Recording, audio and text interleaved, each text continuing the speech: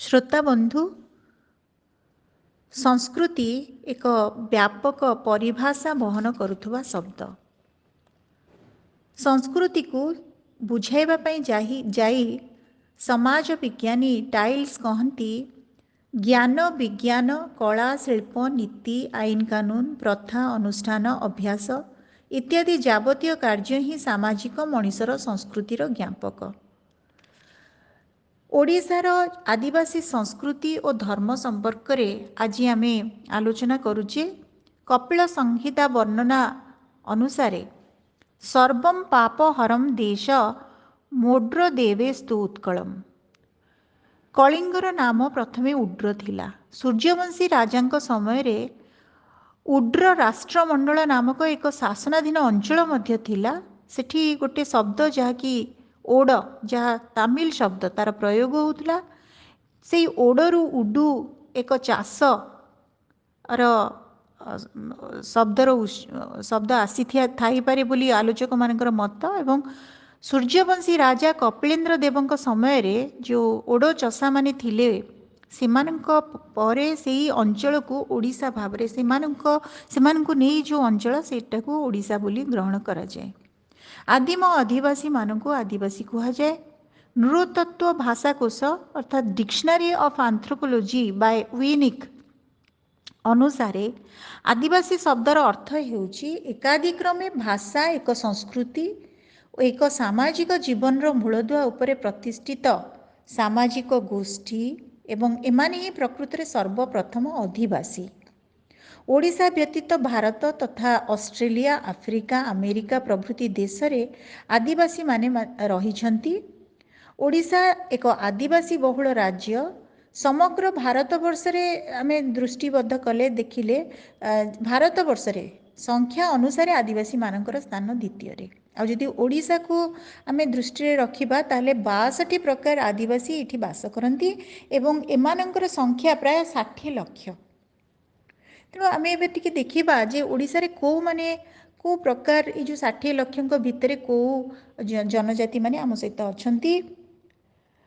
आमर दृष्टिबद्ध हुंती कंध कोल्ह हो सांताल भूया जुआंग सबर मुंडा ओरांग कुरुक गदबा परजा कोया बातुड़ी गंड प्रभृति। आदिम जुगरे दुई प्रकार मानव गोष्ठी आमर दृष्टिबद्ध हुंती। गोटे हूँ आर्य गोटे अनार्य।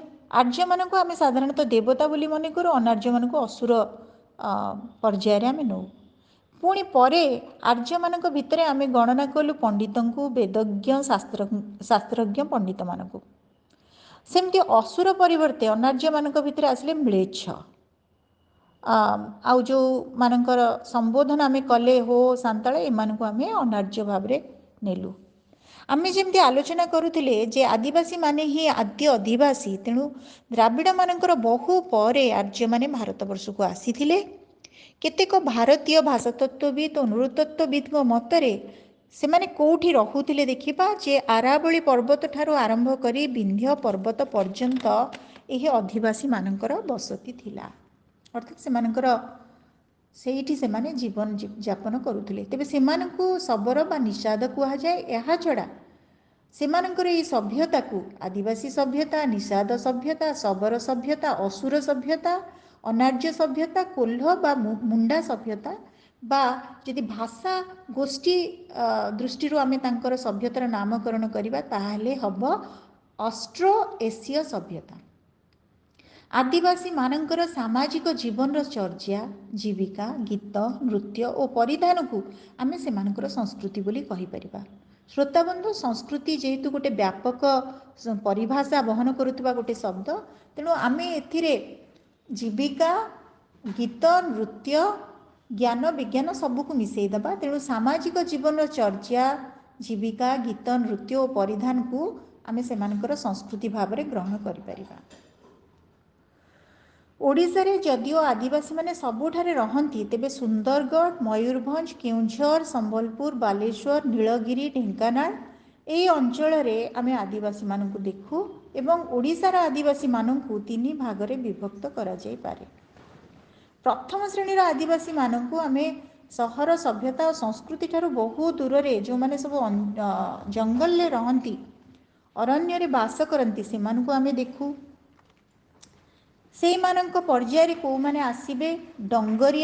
ଡଙ୍ଗରିଆ ଆସିବେ, କନ୍ଧ ଆସିବେ, କୁଟିଆ କନ୍ଧ ଆସିବେ, ସଉରା ଆସିବେ, ବଣ୍ଡା ଆସିବେ, ପରଜା ଆସିବେ, କୋୟା, ଗଦବା, ଜୁଆଙ୍ଗ। ଏହି ପ୍ରକାର ପ୍ରଥମ ଶ୍ରେଣୀର ଆଦିବାସୀ ଯେଉଁମାନେ ସଭ୍ୟତା ଓ ସଂସ୍କୃତି ଠାରୁ ବହୁ ଦୂରରେ ନିବିଡ଼ ଅରଣ୍ୟରେ ରହନ୍ତି, ଏମାନେ ସେହି ପ୍ରକାରର ଆଦିବାସୀ। ଏମାନଙ୍କୁ ଆମେ କେଉଁଠି ପାଇବା? ଏମାନଙ୍କୁ ଆମେ ବିଶେଷ ଭାବରେ କୋରାପୁଟ, ରାୟଗଡ଼ା, ଗୁଣପୁର, ମାଲକାନଗିରି, କେନ୍ଦୁଝର, ଫୁଲବାଣୀ, ଗଞ୍ଜାମ, କଳାହାଣ୍ଡି ଇତ୍ୟାଦି ଅଞ୍ଚଳରେ ପ୍ରଭୃତି ଅଞ୍ଚଳରେ ଆମେ ଦେଖୁ। ଦ୍ୱିତୀୟ ଶ୍ରେଣୀର ଆଦିବାସୀ କେଉଁମାନେ? ସହରୀ ସଭ୍ୟତାର ସାଧାରଣ ସଂସ୍ପର୍ଶରେ ଆସିଛନ୍ତି, ସମ୍ପୂର୍ଣ୍ଣ ସହରୀ ହେଇନାହାନ୍ତି, ସହରୀ ସଭ୍ୟତାର ସାଧାରଣ ସଂସ୍ପର୍ଶରେ ଆସିଛନ୍ତି ଏବଂ ଓଡ଼ିଶାର ମଧ୍ୟାଞ୍ଚଳରେ ଏମାନେ ରହନ୍ତି ବିଶେଷ ଭାବରେ। ଏବଂ ଏମାନଙ୍କ ଚଳଣି ଓ ଆଚାର ବ୍ୟବହାରରେ ସାମାନ୍ୟ ପରିବର୍ତ୍ତନର ସୂଚନା ମିଳେ। ଯେହେତୁ ସେମାନେ ସହରୀ ସଭ୍ୟତାର, ବିଜ୍ଞାନର, ଯନ୍ତ୍ର ସଭ୍ୟତାର ସଂସ୍ପର୍ଶକୁ ବୁଝନ୍ତି ଏବଂ ସେହି ସାନ୍ନିଧ୍ୟ ଲାଭ କରିଛନ୍ତି, ତେଣୁ ସେମାନେ ସାମାନ୍ୟ ପରିବର୍ତ୍ତିତ। ଏଥିରେ କେଉଁମାନେ ଆସୁଛନ୍ତି? ଭୋତଡା ଗୋଟେ ଆଦିବାସୀ ଜାତି, ହୋ, ଗଣ୍ଡ, କନ୍ଧ, ଶବର, ଖରିଆ, ସଉରା, ମୁଣ୍ଡା, ଜୁଆଙ୍ଗ, ଭୂଇଁଆ। ଏମାନେ ଗଲେ ଦ୍ୱିତୀୟ ପର୍ଯ୍ୟାୟର ଆମର ଆଦିବାସୀ। ତୃତୀୟରେ ଆସୁଛନ୍ତି ସହରୀ ଆଦିବାସୀ। ଏମାନେ ସମ୍ପୂର୍ଣ୍ଣ ରୂପେ ସହରୀ। ଏମାନେ ଆଉ ମଧ୍ୟବର୍ତ୍ତୀ ପର୍ଯ୍ୟାୟର ନୁହନ୍ତି, ପ୍ରଥମ ଶ୍ରେଣୀୟ ନୁହନ୍ତି।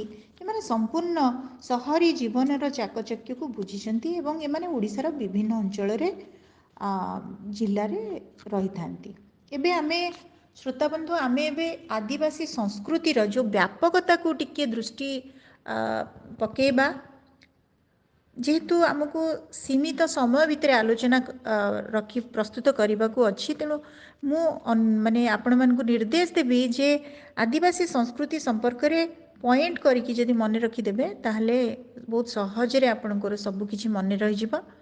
ଯେମିତି କହିଲି, ସଂସ୍କୃତିରେ ସବୁ ଆସୁଛି, ଜୀବିକା ଆସୁଛି, ଗୀତ, ନୃତ୍ୟ, ସେମାନେ କ'ଣ ପିନ୍ଧୁଛନ୍ତି, ସେମାନଙ୍କର ପାରିବାରିକ ଜୀବନ କେମିତି, ଘର କେମିତି ତିଆରି ହୁଏ, ବିବାହ, ସେମାନଙ୍କର ଯେଉଁ ପର୍ବପର୍ବାଣୀ, ରୀତିନୀତି ଏବଂ ଜନ୍ମରୁ ମୃତ୍ୟୁର ଯେଉଁ ସମୟସୀମା ଭିତରେ ସେମାନଙ୍କର ଯାବତୀୟ ଯେଉଁ ଆଚରଣ, କର୍ମ, ଚର୍ଯ୍ୟା, ତାକୁ ଆମେ ଆଦିବାସୀ ସଂସ୍କୃତିର ଅନ୍ତର୍ଭୁକ୍ତ କରିପାରିବା। ପ୍ରଥମେ ହେଉଛି ଦାରୁ ଦେବତା ଶ୍ରୀ ଜଗନ୍ନାଥ, ସେମାନଙ୍କର ଆରାଧ୍ୟ, ଆଦିବାସୀମାନଙ୍କର ଆରାଧ୍ୟ ଦେବତା। ସେମାନେ ଆଦିମ ଧର୍ମ ବିଶ୍ୱାସୀ। ଦେଖନ୍ତୁ, ସେମାନେ ସୂର୍ଯ୍ୟ, ଚନ୍ଦ୍ର, ବୃକ୍ଷଲତା, ଚେର ଏବଂ ମାଟି, ଧରତୀ ମାତା, ତାକୁ ପୂଜା କରନ୍ତି। ତେଣୁ ଜଡ଼ ଉପାସକ, ଆଦିମ ଧର୍ମ ବିଶ୍ୱାସରେ ସେମାନେ ବିଶ୍ୱାସୀ। ଭୂତ, ପ୍ରେତ, ପିତୃପୁରୁଷ, ଐଶ୍ୱର୍ଯ୍ୟ, ଶକ୍ତି ଉପରେ ତାଙ୍କର ବିଶ୍ୱାସ ଅଛି। ସେମାନଙ୍କର ଛୋଟ ଛୋଟ ଘର, ସେମାନଙ୍କର ଛୋଟ ଛୋଟ କୋଠରୀ ବିଶିଷ୍ଟ ଘର, ଗୋଟେ କୋଣରେ ଇଷ୍ଟଙ୍କୁ ସ୍ଥାପନ କରନ୍ତି।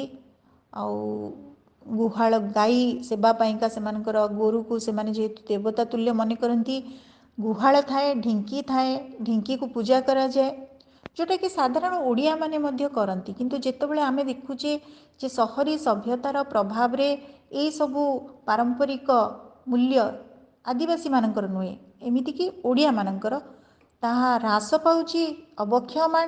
ସେଇଟା ନିଶ୍ଚିତ ଭାବରେ ଗୋଟେ ପରମ୍ପରା, ଓଡ଼ିଶୀ ପରମ୍ପରାକୁ କେବଳ ନୁହେଁ, ତା ସହିତ ଲୋପ ପାଉଛି ଆଦିବାସୀ ପରମ୍ପରାର ସେମାନଙ୍କର ମୂଲ୍ୟ ମଧ୍ୟ, ସେମାନଙ୍କର ରୀତିନୀତି ମଧ୍ୟ କ୍ଷୟମାନ ହେଉଛି ବୋଲି ମାନି ନେବାକୁ ହେବ। ଏବଂ ଆମେ ଆଲୋଚନା କରୁଛେ ସେମାନଙ୍କର ଘର।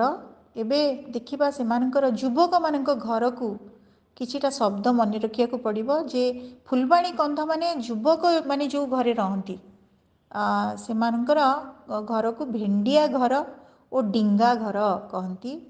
ଡିଙ୍ଗା ଘର, ରରେ ହଳନ୍ତ ରହିବ। ତାପରେ ଜୁଆଙ୍ଗ ମାନେ ମଜଙ୍ଗ ବୋଲି କହନ୍ତି, ଭୂଇଁଆ ମାନେ ମଣ୍ଡ ଘର କହନ୍ତି, ଓରାଙ୍ଗ ମାନେ ଜାଙ୍କେପଡ଼ା କହନ୍ତି ଏବଂ ପେଲାଡ ପା ବୋଲି କହନ୍ତି। बंडा माने कहती इंगेर सिन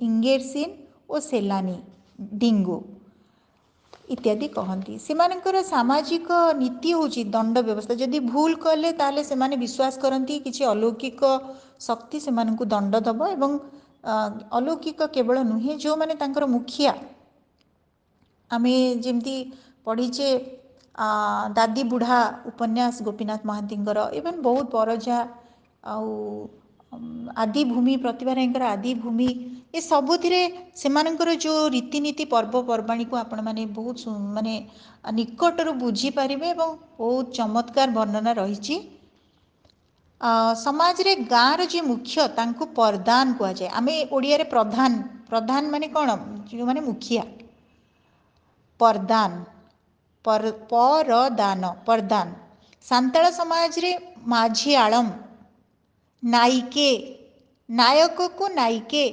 परजा समाज रे साउंता शांत आमर ओडिया माने शांत शब्द व्यवहार परजा मानकर समाज रे साउंता जानी जुआंग इत्यादि संबोधन अच्छी सेमानकर ठाकुर ठाकुराणी को माने आउ थरे टिके मन रखंतु देवदेवी प्रेतात्मा सूर्य धरित्री भूत प्रेत एमिति कि गोबर माटी आ गोबर को मध्य से माने राण नियम बेले व्यवहार करती से ईश्वर बोली मन करती से माने को प्रकार नृत्य से माने जेतु नृत्य गीत प्रिय से जीवन रे बहुत कष्ट जेहेतु पहाड़ अंचल रे रहंती तांकर जीवन जीविकार जो परिस्थिति ता भितर से माने बंचिबार से जो संघर्ष जारी रखी थांती कहीं पहाड़ अंचल सेठी चाष करबा मध्ये एते सहज नुह पहाड़ खोल भितर छोट छोट माटीर अंचल को से माने ताकू बछा कोढ़ा करिकिरी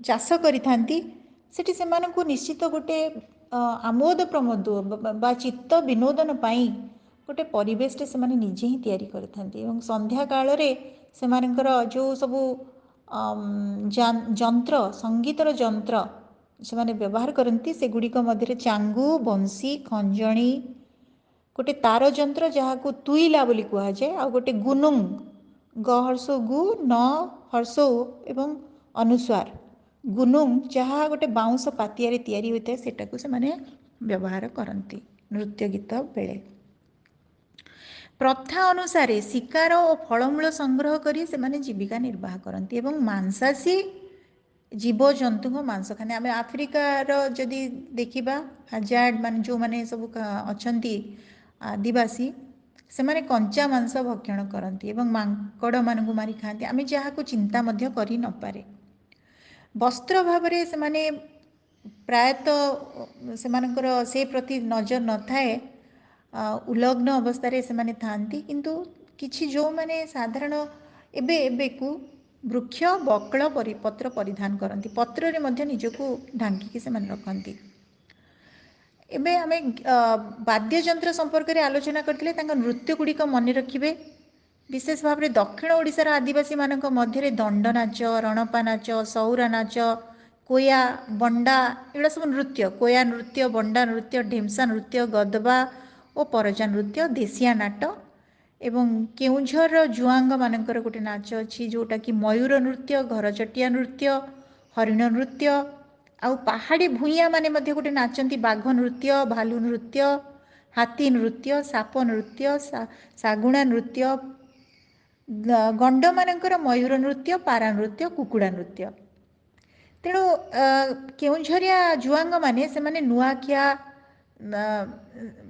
समस्ते माने देशिया हंतु बा केउझर जुआंग हंतु समस्ते नुआ खाइबा विवाह उत्सव शस्य अमलर पर्व समय विभिन्न प्रकार नृत्य मध्य करिथांती किंबा आदिवासी घरे कि जन्म हैला किंबा तार नामकरण करा जाउछि किंबा गोटे झियो घरे रहिबा एवं विवाह हेबा ए सबुरे मध्य ए सब नृत्य हुए आदिवासी मानक भितरे जगन्नाथ होउचंती इष्ट मु जेमती कहली आदिवासी मानकर इष्ट होउचंती श्री जगन्नाथ सबर देवता एवं आउ मध्य जगन्नाथଙ୍କର भिन्न भिन्न नाम मध्य अछि जदि सौरा आदिवासी ही थाए आदिवासी जदि आदिवासी पर्याय रे आसुथबा सौरा से जगन्नाथ को जगंता कतुंग ଜଗନ୍ତା କତୁଙ୍ଗ ବୋଲି କୁହେ। କୋୟାର ଗୋଟେ ଜାତି ଅଛି, ସେ ଜଗା ରାଜୁ କହିବ।